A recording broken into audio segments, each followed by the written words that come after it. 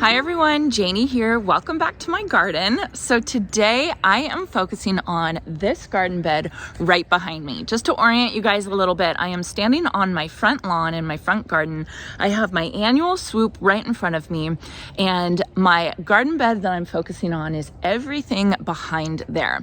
So last year I had quite a lot of trouble with this garden bed, and the main reason was it looked dark. My front annual swoop was planted up so amazingly beautifully with all these bright colors, including Supertunia Vista Jazzberry. It looked absolutely gorgeous, but it did also bring attention to the fact that everything back here was a little dark. It didn't really shine during the summer. I have this Chinese fringe flower, Loripedilum. It's absolutely beautiful, but you can see it's blooming now. It doesn't bloom later on during the season. So I really didn't have a lot of color back there. So my goal for this year was to bring color so that your eye would not only go to my front swoop, but also go back here. And so I'm going to be planting a lot of bright, beautiful plants back here. But I've taken it a step further. Not only did I want color, but I also wanted to try and go for some drought tolerant plants back here. I'm sure all of you remember the California weather last year. We had the hottest, driest summer. It was absolutely crazy. We had about 10 days straight of 110 degrees Fahrenheit plus. I mean, we got up to 117 degrees Fahrenheit, and I was just inside in the air conditioning, just fretting over my plants. I was so worried about them. A lot of them pulled through and a lot of them handled it really well, but I just didn't want to worry about that this much this year. So back here in this big garden bed, it's the biggest garden bed I have in my front garden. Not only am I going for color, but I'm going for drought tolerant plants. So what makes a drought tolerant plant a drought tolerant plant? So drought tolerant plants are better at functioning during annual drought conditions due to a number of creative adaptations the plant has taken on for its structure. Mainly the structure of its leaves, or the morphology of its leaves. I think it's important to understand that all plants on their leaves, they have little pores which are called stoma.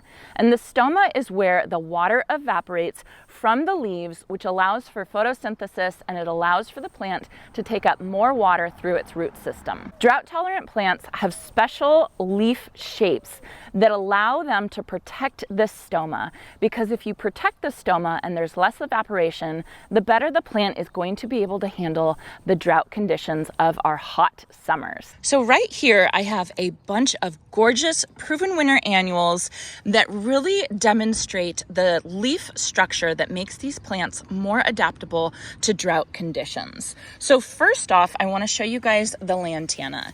The lantana is a great example of thick, leathery leaves with a waxy cuticle.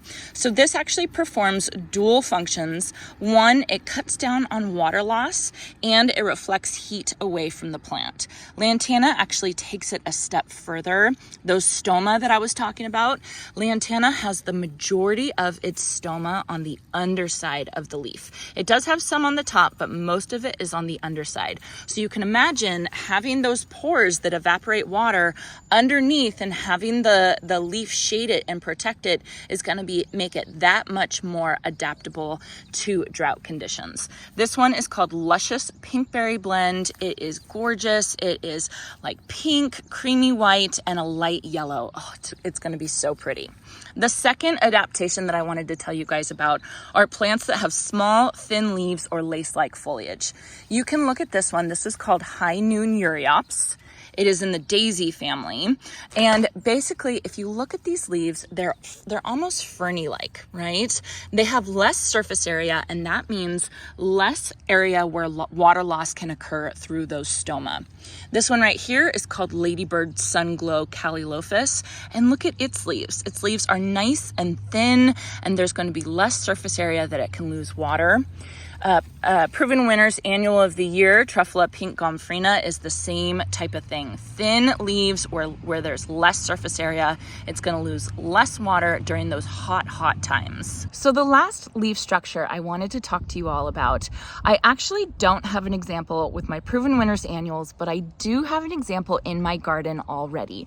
And that is the Helen von Stein lamb's ear that I have right here. It's one of my favorite plants that I have in my garden because it handles our drought conditions so well. And that is because Helen von Stein lamb's ear has hairy leaves. When plants have hairy leaves, the hair on the leaves actually shade the stomata and reduce contact of the leaves and the stomata with the hot air. So when you have a plant that has hairy leaves or hair on its leaves, that plant is going to do so much better with extremes of light and temperature. All right, enough talking. Let's get to planting.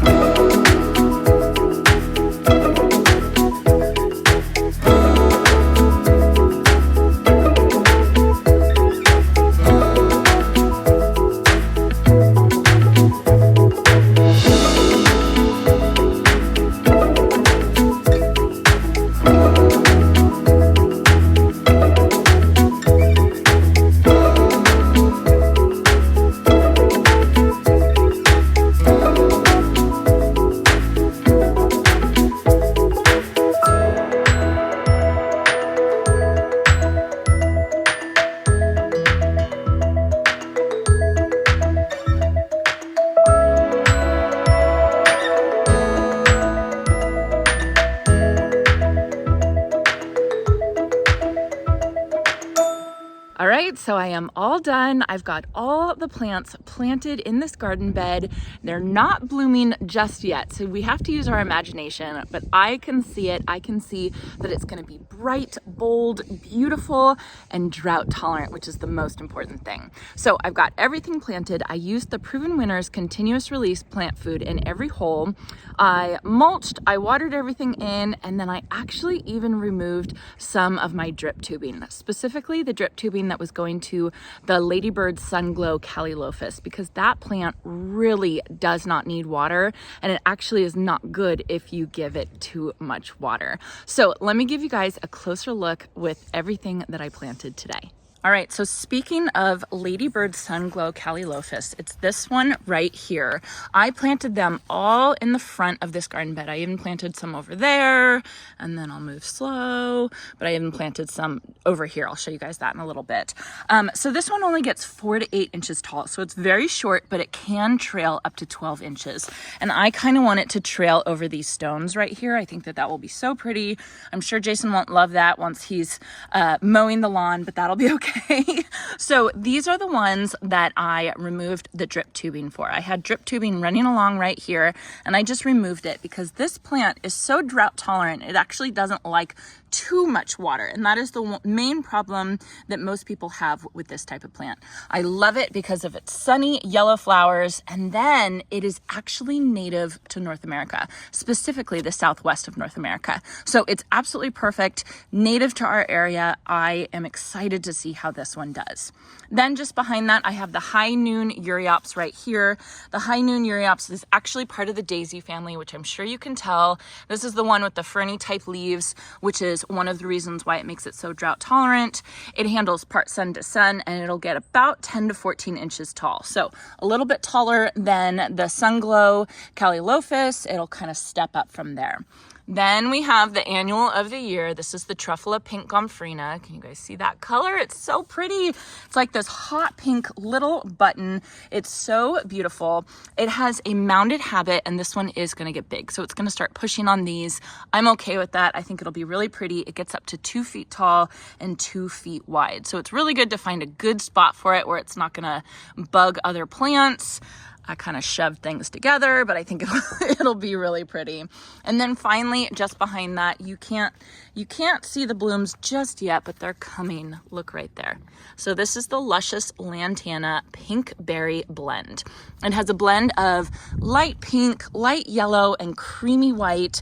It's going to be so pretty. Luscious Lantana, has a vigor of 4 out of 4. So it's the most vigorous out of all the Luscious series. You guys can check out this chart right here to find a Luscious Lantana that's going to fit in your area. But this is one of the most vigorous ones. So it's going to be nice and big and mounded. It's really going to fill up a lot of area. And you have to remember, you're seeing pansies and you're seeing tulips that I have right now.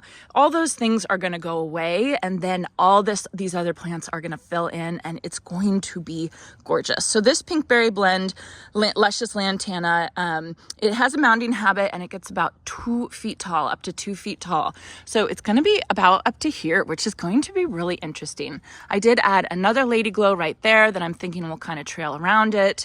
Another Gomphrena, Truffula Pink Gomphrena. And then as we come over here, sorry about my shadow, this is the area where I had to replace my Breath of Heaven.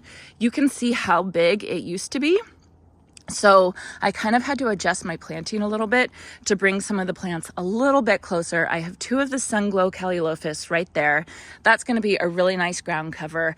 A nice big mounded pink berry blend Lantana, a Gomphrena right there, and another Lantana back there. And then I did also bring some over here to this area. So kind of the whole swoop will be filled with these similar colors. I have another Ladybird Sunglow Calliophis right here. I have the High Noon Uriops, 2 of them right there. A Lantana is going to be right there. Remember, this Chinese fringe flower is going to go out of bloom, so I think the Lantana is going to take up a lot of the color. And then one more Ladybird Sunglow right over there. So I think it's going to be gorgeous. I'm excited to see what it's going to look like once everything comes into bloom. So not only are all these plants bright and beautiful, they're going to look gorgeous in my garden, but they play a really important functional role. The last couple years, there has been talk about water restrictions here in California. We here in Davis never actually had any drip irrigation restrictions. We could use our drip irrigation every day. It wasn't an issue. What we were restricted to was the sprinklers, the lawn sprinklers. We got restricted to every other day, at least last year. But that doesn't mean that there isn't going to be a year that comes where they're going to restrict how much we're watering our plants. I know in other places of California and Arizona, there actually were restrictions on watering your plants. So a way to deal with that is by strategically choosing plants that can handle those restrictions if they do come about one year. So by choosing drought tolerant plants, these plants are going to be able to handle the lack of water during those hot times so much better than other plants. And I just think it's a way to still garden and still enjoy what nature has for you while we're dealing with drought, dealing with, lack of water and this incredible heat that we've been having. So I do think it is something to think about, and I think there's a way to get around it. I really do. So anyway, I hope you all enjoyed this. I hope you all have a chance to get in your garden today.